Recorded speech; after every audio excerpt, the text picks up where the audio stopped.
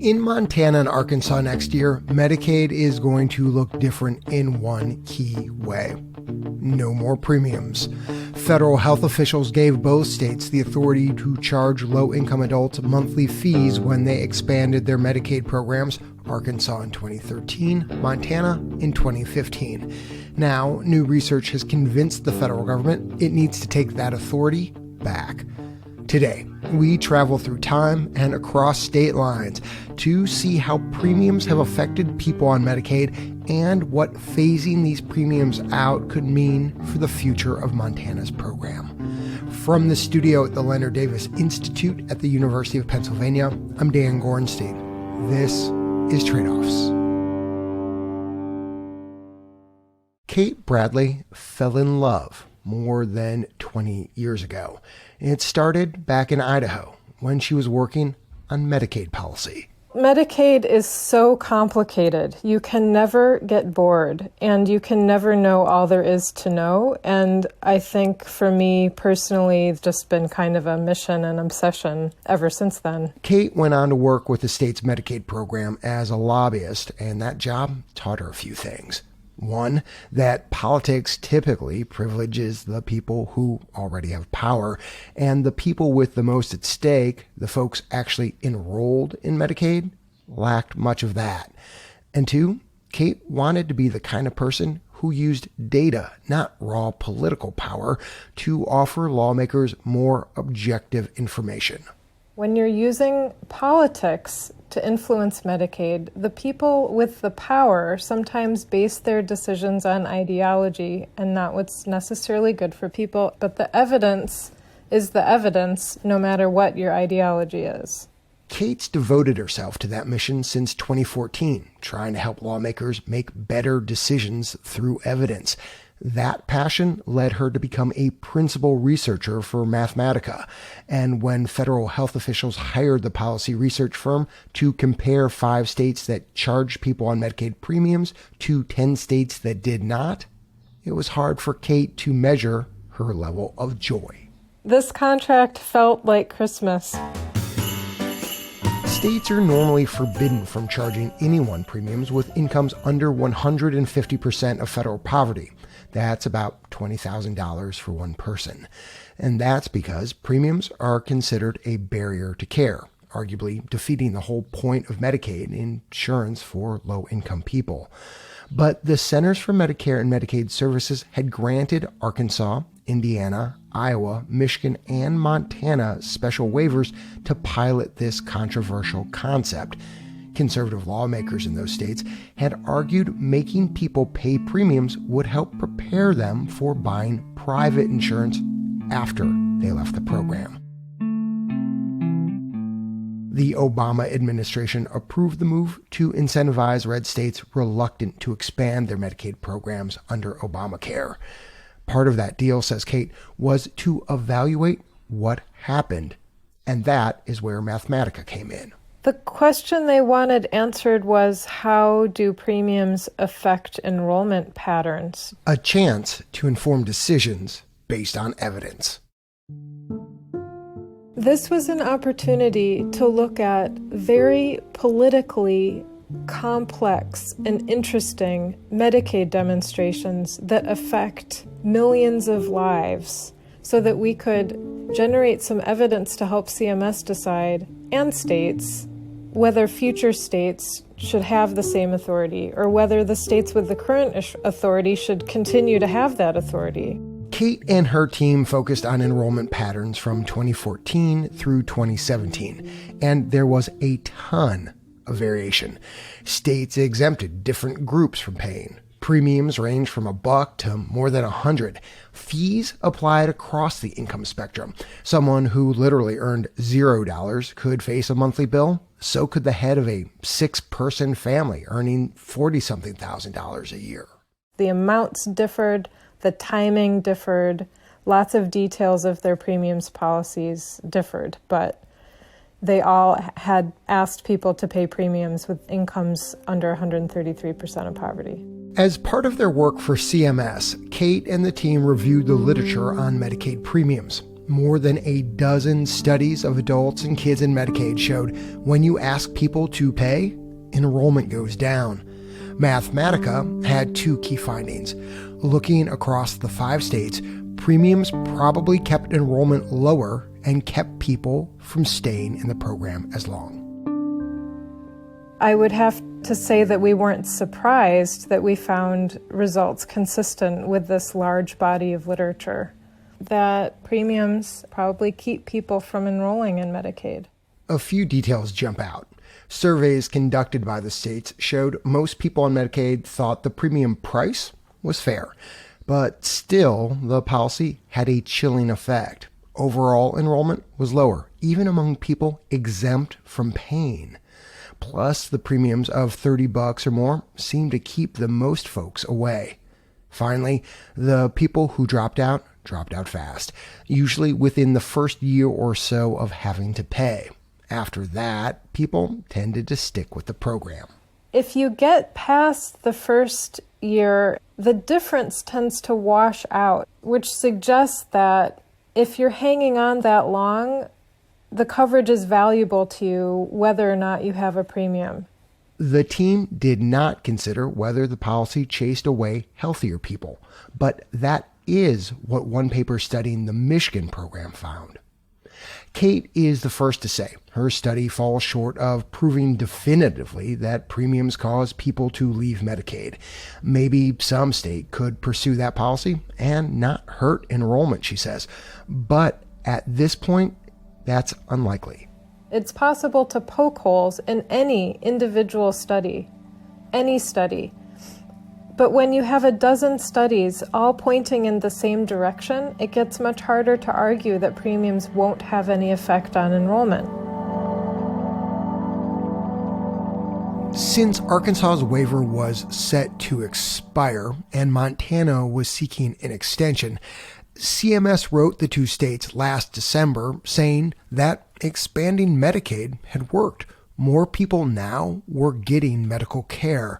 But citing Mathematica's report, CMS also noted, "The evidence suggests that premiums can reduce access to coverage and care." The letter went on to add that premiums can exacerbate healthcare disparities. Research from several states shows that premium policies led to decreased enrollment and led to shorter enrollment spells for Black beneficiaries compared to their white counterparts. CMS concluded there's no reason to believe charging people premiums are likely to directly or indirectly promote coverage.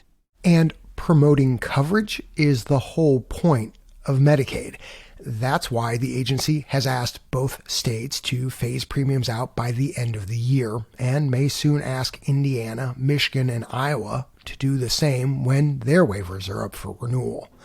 Arkansas has already continued Medicaid expansion through a new waiver, but one lawmaker in Montana says CMS's decision could have fallout in his state.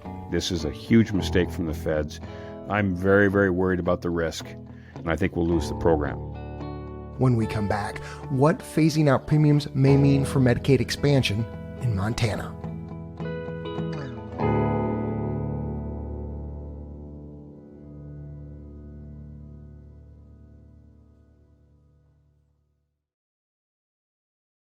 Welcome back. In Montana, Medicaid expansion was far from a sure thing. Back in 2013, most Republicans vehemently opposed the idea. Democrats, including the governor, thought the state should do it. State Representative Ed Buttrey was in the Senate then. He was one of the few Republicans who supported expansion. He said the debate got quite heated. It was quite dramatic. It was quite emotional on the Senate floor. And realizing you had one side saying, no, just do it as written, the other side saying, no way. And it was a real battle. There were threats that were made. I had my car damaged. It was just an awful time, and we couldn't get it done. The measure failed by one vote. But Ed was just getting started. He knew people in Montana were suffering from physical and mental health problems. He knew people were struggling with substance use. And he knew businesses were struggling to find reliable employees. And I thought, boy, isn't there something that we can do to address these problems?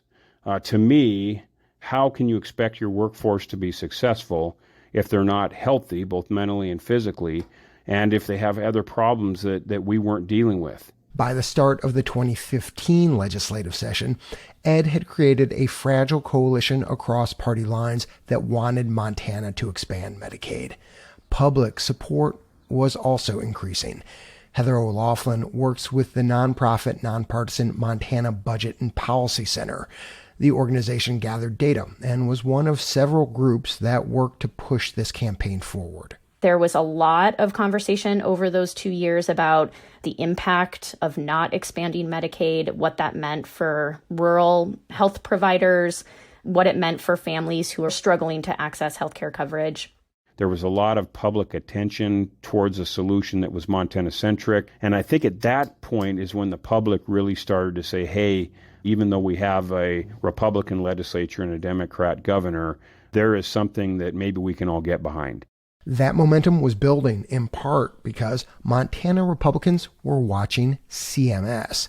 The agency was approving waivers in red states like Indiana and Arkansas, allowing them to charge people premiums. Ed thought this was a great chance to salt in a bunch of long-held conservative policy ideas. So we wanted there to be personal responsibility. And that included having rewards for healthy behavior, having a good path out of poverty. We needed people to be able to pay premiums, have skin in the game. Ultimately, Ed built a bill that drew on his twin goals of improving health and strengthening the economy. The bill came to be known as the Health and Economic Livelihood Partnership, or HELP Act, and charging low-income people premiums was the measure's cornerstone. Dozens of Montanans testified at the State House. And I'm here to ask you to support Senate Bill 405. We would like to see a bill passed that expands coverage for everyone in the Medicaid gap. I thank you for your consideration of the needs of Montana's working poor. We think our clientele would save about $10 million if this bill's passed. Doing nothing was not an option. We'd encourage a do pass. And I urge your passing of the Montana HELP Act. I hope that you will pass this bill. This would help us all a lot, so please pass it. One person Heather remembers is a guy named Max Nathy. Max, I need you to talk into that mic just a bit. All right, Max Nathy is my name, spelled Naethe. Heather said his story captured the stakes if Montana expanded Medicaid. Max told the lawmakers he was supporting himself and his two daughters as a pizza delivery man. With money tight, he was rationing his insulin, and he desperately needed a heart transplant. I can't even get on a transplant list without insurance. I make about $13,000 a year, which is too much for me to get Medicaid and not enough to buy insurance. I can't take on another job. I have too many health issues right now. Doctors have told me that I should be on total disability. But to do that, you got to be off work for a year. And who's going to pay my rent? Who's going to pay my gas and my utilities? It's a big vicious circle. Max said they were living dollar to dollar. And as much as he hated the idea of getting help, he told the senators that was what he was doing. Without expansion, things look pretty bleak for me. All I have left is seeing my girls get on their feet. I want to be here to see them graduate. So please help me so I can get the health care that I need, so I can be here for that. Please pass Senate Bill 405. Thank you. You know, I think he was in the minds of, I think, many policymakers doing everything right, you know, attempting to hold down a job, but facing serious health issues that put him at risk of losing that job. Heather O'Loughlin says the hearings and Max's testimony in particular put a spotlight on what would happen if the state pressed on. I think it was a perfect example of the underlying goal of providing affordable healthcare coverage and the impact that can make on someone's ability to thrive and take care of their family. For Democrats, it was a chance to get people like Max essential care. For Republicans, it was a chance to beef up the state's workforce and its economy. Everyone in the coalition was committed to expanding Medicaid.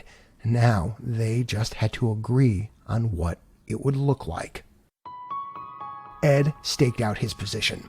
He wanted to reduce reliance on social services, help people find work, and make sure enrollees had personal responsibility. That is why premiums were non-negotiable. Now, the governor didn't like that at all. But to his credit, this was Governor Bullock at the time. I remember, daily meetings, screaming and yelling and staff crying and running out of the room. And I left the room a few times and hung up on the governor. And, it was just a very emotional, passionate process because we all wanted to get something done. They had 90 days to pull this off. Long days turned into late nights. They yelled, they cried, they gave it another go. But in the end, they got it done. With 28 senators voting yes, 21 voting no, Senate Bill 405 has passed the Senate. The bill passed, and CMS granted Montana the authority to expand Medicaid and charge people premiums. Democrats had negotiated a list of people who would be exempt, like the medically frail, people living in areas without many providers, and folks with very low incomes. As the program got underway, 200 to 300 people a month were getting kicked off for not paying their premiums. In Montana, only people with incomes between 100 and 138% of the federal poverty line can be dropped for non-payment. That's somebody who earns about $20,000 a year. A little more than 3 years of state records show some 7,000 people now have been kicked off for failing to pay. That is a pretty significant percentage of those who were subject to them, roughly a third of folks who would be subject to premiums. The reality is that there's something happening there. Ed doesn't like seeing anyone lose coverage, but overall, he feels the program has met his goals of improving health and the state's economy. There are people that aren't on the program because of it, but there's not a lot of them. I think people have found a way and found enough benefit within the program that it's worth to them and their families to pay the premium, and they do pay it. 106,000 people are enrolled in Medicaid expansion today. That's 10% of the state's population. A University of Montana report from last year found expansion has helped more people get medical care, created thousands of jobs, and has brought in about $650 to $700 million into the state every year. While the program costs Montana about $80 million annually, the report finds 40% of that is offset by lower healthcare costs and increased economic activity. But now, with CMS ordering the state to phase out premiums, Ed wonders if this all may go away. It just is amazing to me that the Biden administration would decide that they're not going to allow premiums at all. That's always been one of the cornerstones of our Medicaid expansion program in Montana. In a sign of just how difficult this decision actually is, there's a good chance the legislature is going to wait until 2025, when Medicaid expansion in Montana sunsets, to even take the issue up. It's impossible to know the makeup of the legislature and which party is going to hold the governor's office, but Ed says if Republicans control both branches, he could imagine the state walking away. I think it comes back to the argument as to whether health care is a right or not. I think there's a lot of those folks saying, people have the right to get the medical service that they need, shouldn't have to pay for it. My party does not believe that's the case. We believe that it's not a right, it's a privilege, and that there has to be some skin in the game. Personally, Ed feels stuck. What's more important, making people who earn around $20,000 a year pay something in order to access medical care, or continue to ensure a healthier workforce that brings in millions of taxable dollars to Montana every year? What would he tell the governor if he asked for Ed's advice? Yeah, I've ran that through in my mind more times than you can imagine. I think I would lean towards the benefits of the program, how much it's done for folks. I've personally had a lot of interactions with people whose lives have been saved because they've had access to health care or had access to addiction treatment. It's going to be hard to look those folks in the face if I don't support moving the program forward in some fashion, but I don't know, I'm torn. Ed expects the debate over premiums to go on. He may or may not be a state lawmaker the next time the legislature votes on the issue, but the possibility that political philosophy prevails, he says, weighs heavy on his mind. I'm Dan Gorenstein. This is Trade-Offs.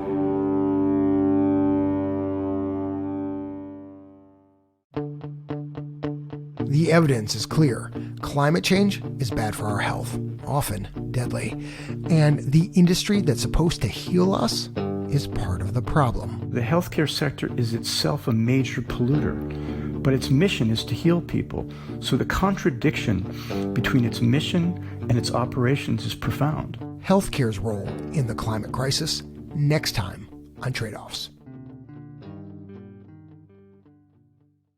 Thanks for listening to Trade-Offs. If you've just discovered us, remember to subscribe to the feed so you never miss an episode. Subscribing is free and easy on whichever podcasting app you use, Apple Podcasts, Spotify, YouTube, or anywhere you listen to podcasts. The Trade-Offs team is producers Andrea Perdomo and Ryan Levy, Executive Director Jessica Silverman, Communications Manager Nora Tahiri, Senior Health Policy Editor Sarah Thomas, Sound Designer Andrew Perella, Executive Editor Dan Gorenstein, and Senior Producer Leslie Walker.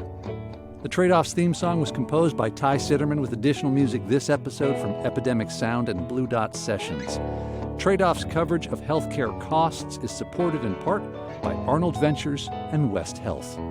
Additional thanks to Matt Salo, Dennis Smith, Craig Wilson, Joan Ackler, and Families USA.